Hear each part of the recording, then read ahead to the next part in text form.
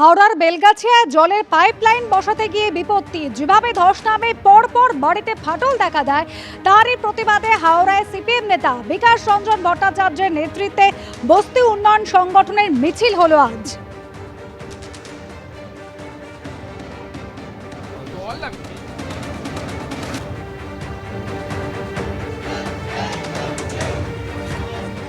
রামনবমী হচ্ছে, বড় করে হচ্ছে। রামনবমী শেষ হলে আবার হনুমান জয়ন্তীও করবেন, তারপরে শিবের গাজন হবে, তারপরে মা দুর্গা এসে যাবে। হিন্দু জেগে গেছে, সরস্বতী পূজায় শক্তি দিয়ে তাকত দেখিয়েছেন। মহাকুম্ভে গেছিলেন, ওটা মৃত্যু কুম্ভ নয়, ওটা মহাকুম্ভ। মহাকুম্ভের পুণ্য স্নান এক হয়েছে হিন্দুস্তান। মহাকুম্ভের পুণ্য স্নান, মহাকুম্ভের পুণ্য স্নান, মহাকুম্ভের পুণ্য স্নান। রামনবমীর অস্ত্রতে বহন করার জন্য সেরকম তো কোনো ঘটনা নেই যে নিজের ওপর আমি অস্ত্র প্রয়োগ করে, আঘাত প্রয়োগ করে আমি বুঝবো যে কি কষ্ট সেইটা। এখানে কি অন্য কারুর ওপর যেন ভয় না দেখানো হয়, এটাই হচ্ছে মূল উদ্দেশ্য। রামচন্দ্র একজন ওয়েলফেয়ার স্টেটের প্রধান ছিলেন এবং একজন তাকে বলা হয় পুরুষ শ্রেষ্ঠ। রামচন্দ্র দয়ার ছিলেন, সকলের জন্য সমান পরিণতি বোধ নিয়ে শাসনের কথা বলেছেন, হিংসার কথা বলেননি এবং প্রজাবৎসল ছিলেন, সকলের ওয়েলফেয়ারের কথা। আপনারাও সেইভাবে চলুন না, কোনো অসুবিধে নেই। যুদ্ধং দেহি, রামনবমী মানে যুদ্ধং দেহি, এটা দয়া করে করবেন না। বারুইপুরে গিয়ে আমাদের প্রতিনিধি শিবাশিস মৌলিককে দেওয়া একান্ত সাক্ষাৎকারে বিরোধী দলনেতা শুভেন্দু অধিকারী কি বললেন শোনাবো। বারুইপুর গত বুধবার এইখানেই কিন্তু মিছিল করার কথা ছিল শুভেন্দু অধিকারীর। রাজমাঠ থেকে তার আসার কথা ছিল এসপি অফিস। আজ এসপি অফিসে সভা করলেন, সেদিন বাধার মুখে পড়েছিলেন। আজকে দেখা গেল বিপরীত পথে কনভয় ছেড়ে হেঁটে যাচ্ছেন শুভেন্দু অধিকারী। কনভয় ছেড়ে হেঁটে যাচ্ছেন আজকে? আমরা হাঁটি তো, আমাদের হেলিকপ্টার নেই। বুধবার এই পথেই আপনার আসার কথা ছিল রাজমাঠ থেকে এসপি অফিস, আপনাকে বাধা দিয়েছে।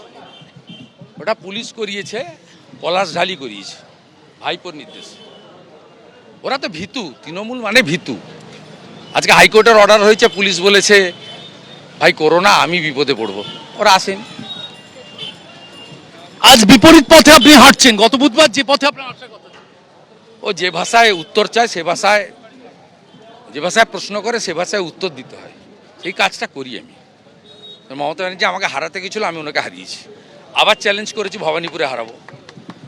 ওরা যে ভাষায় সন্তুষ্ট হবে সেই ভাষায় উত্তর দিতে হবে, এটা পশ্চিমবঙ্গে দরকার।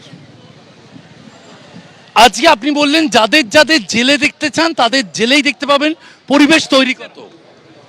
মোদিজির নেতৃত্বে চোরেরা জেলে গেছে, বড় চোরেরাও যাবে, তো সময়ের অপেক্ষা। মোদিজি যদি প্রধানমন্ত্রী না হতেন তাহলে অনুব্রত মণ্ডল, শেখ শাহজাহান, জ্যোতিপ্রিয় মল্লিক এরা কি জেলে যেত নাকি? কোনোদিন জেলে যেত না। সার্বিকভাবে রাজ্যের যে পরিবেশ, আর এক বছর মতো সময় আছে। বছরও নেই, 2021-এর 26শে ফেব্রুয়ারি নোটিফিকেশন, 5ই মে সরকার হয়েছে। আগামী বছর এই সময় কয়েক দফায় করে, সেটা ইলেকশন কমিশনের ব্যাপার, আমার নয়। পূর্ব অভিজ্ঞতা নিয়ে বলতে পারি যে এই সময়কালে, মার্চ মাস শেষ হতে যাচ্ছে, এই সময়কালে তো ভোট শুরু হয়ে যাওয়া উচিত। শেষ প্রশ্ন, দক্ষিণ 24 পরগনা, এই দক্ষিণ 24 পরগনার ভোটের পরিবেশ কি পরিবর্তন হওয়া দরকার? এখানে ভোট দিতে পারলে হিন্দুরা সব বিজেপিকে ভোট দেবে, আর মুসলিমরা সিপিএম আর আইএসএফকে ভোট দেবে। তৃণমূল এখানে একটা সিটও পাবে। আমি আপনাকে বলে দিলাম, আমি বহু ভোটে লড়েছি, বহু ভোটে জিতেছি, এক আধটাতে হেরেওছি। তা আমি আপনাকে বলে দিচ্ছি, দক্ষিণ 24 পরগনায় যদি ভোট দিতে পারে, হিন্দুরা তো দেবেই না, এমন যে মুসলিমদের গরিব করে রেখেছে সেই মুসলিমরাও এদের ভোট দেবে না। মমতা বন্দ্যোপাধ্যায় লন্ডন সফরে কি বলবেন? লন্ডন সফরে যদি কথাবার্তা, অবিলম্বে পাসপোর্ট বাতিল করে ওকে ক্লোজ করে ভারতে ফিরিয়ে আনা উচিত। যেভাবে দেশকে অপমান করেছে, আমাদের স্বাধীনতা সংগ্রামীদের অপমান করেছে। আমার বাড়ির লোক ব্রিটিশের জেলে ছিল, বিপিন অধিকারী। যে ভাষায় পশ্চিমবঙ্গের মাটিতে দাঁড়িয়ে, নেতাজি সুভাষচন্দ্র বসুর মাটিতে দাঁড়িয়ে, ক্ষুদিরাম বসু, মা মাতঙ্গিনী হাজরার শহীদ তীর্থে দাঁড়িয়ে যে ভাষায় তিনি ব্রিটিশ যুগকে সমর্থন করেছেন, তাতে তো আমাদের দেশের অপমান। ব্যারাকপুরে আজকের যে ছবি, অর্জুন সিং এর বাড়িতে পুলিশ, কি বলবেন?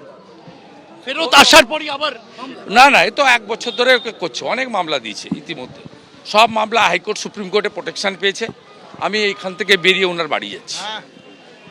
বারুইপুরে রয়েছেন রাজ্যের বিরোধী দলনেতা। গত বুধবার এই রাজমাঠ থেকে এসপি অফিস পর্যন্ত তার মিছিল করার কথা ছিল, সভা করার কথা ছিল, কিন্তু তৃণমূল সমর্থকদের দু জায়গায় বাধার মুখে পড়ে কার্যত সেদিন মিছিল এবং সভা স্থগিত রেখেছিলেন রাজ্যের বিরোধী দলনেতা। তিনি জেলা কার্যালয়ে সাংবাদিক সম্মেলন করেছিলেন। আজ দেখা গেল যে 27শে মার্চ তিনি এসপি অফিসের সামনে তিনি তার সভা করলেন এবং তারপর কনভয় ছেড়ে হেঁটে যাওয়ার সিদ্ধান্ত নিলেন বিরোধী দলনেতা। তিনি যাচ্ছেন জেলা কার্যালয়, যা রাজমাঠ পেরিয়ে। ক্যামেরায় প্রবীর সামন্তের সঙ্গে শিবাশিস মৌলিক, এবিপি আনন্দ, বারুইপুর।